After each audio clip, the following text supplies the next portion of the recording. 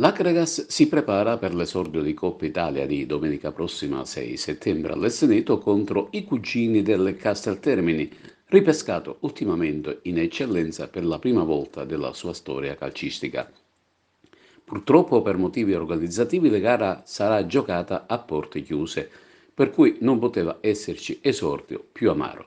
Il comunicato della società è abbastanza chiaro, in attesa di completare le procedure e i passaggi burocratici che permetteranno la disputa delle gare a porte aperte con una capienza limitata di 1000 persone. In poche parole, non si è fatto in tempo a rendere agibile la maggiore struttura calcistica agrigentina. La società, a quanto pare, si è messa in movimento per ovviare al problema, garantendo che tutto ritornerà in ordine in occasione del campionato. Intanto la squadra, agli ordini del tecnico Ciccio Di Gaetano, continua a mettere benzina dentro per allungare la propria autonomia di tenuta. In queste ultime ore si registra un altro arrivo in casa Cargas. È notizia, infatti, dell'arrivo in biancazzurro del giovane centrocampista Federico Salvatore, classe 99, proveniente dall'AD con il Marsala. In passato è stato con le giovanili del Trapani e ha indossato le maglie di Canicattì, Gela, Savona ed Ebolitana.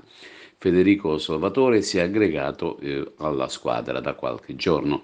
Per come ci ha informato lo stesso allenatore, la rosa è sulla buona strada e freme per dare la prima soddisfazione stagionale ai propri sostenitori ed anche alla società. Come si prepara questo derby con il Casteltermine? Ma si prepara come si preparano tutte le altre partite. È una partita sicuramente importante, è il debutto, quindi c'è tanta attesa, non solo da parte dei tifosi ma anche da parte nostra, perché comunque vogliamo vedere a che livello siamo, a che punto siamo del nostro percorso. Quindi è una partita importante, è una partita che fa parte di una competizione importante, quindi va sicuramente onorata e ci stiamo preparando, ci siamo preparati per farlo nel miglior modo possibile. Come dici tu, probabilmente non sarà importante il punteggio finale, ovviamente 3 punti, ma quello che ti preme maggiormente è capire la forma dei tuoi giocatori e quella che è l'acquisizione degli schemi. Sì, quello sicuramente, però sinceramente penso anche ai 3 punti, perché ripeto, per la mia mentalità sono costretto a pensarla in questa maniera. Che comunque, a parte dico il desiderio di vittoria, abbiamo anche l'esigenza di vincere, perché siamo in una piazza importante e quindi bisogna sempre ricercare la vittoria.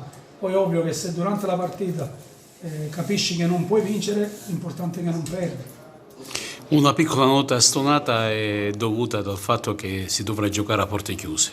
Sì, questo è di sicuro, oltre ai tifosi, i primi ad esserne dispiaciuti siamo noi, con a capo la Presidente Sonia Giordano, la quale mi ha chiamato e mi ha detto pure che era dispiaciuta di questa cosa, però purtroppo ci sono delle cose burocratiche che non dipendono solo dalla dirigenza, quindi dobbiamo cercare di fare una buona gara e vincere anche per coloro i quali non possono assistere.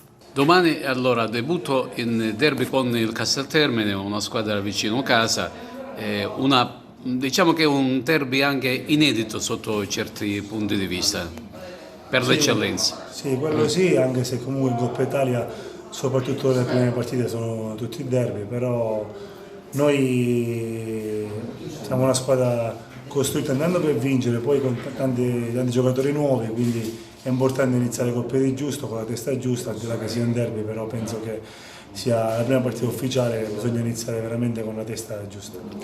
Come è arrivata questa sfida? Arriviamo bene perché comunque, come ha detto il mister, abbiamo lavorato tanto, domani magari non saremo al completo perché mancano 3-4 giocatori, però questo passa in secondo piano perché, ripeto, si è costruita una grande squadra, bisogna iniziare bene, cercare di smaltire il prima possibile tutto il lavoro fatto e presentarci domani e nelle prossime partite nel miglior dei modi. Purtroppo si gioca a porte chiuse e questo è sicuramente uno svantaggio per la Kragas. Quello sì, perché lo sappiamo, il supporto e la forza che ci può dare il nostro pubblico, però spero sia solo domani, intanto iniziare con una vittoria e poi riportare tutti allo stadio.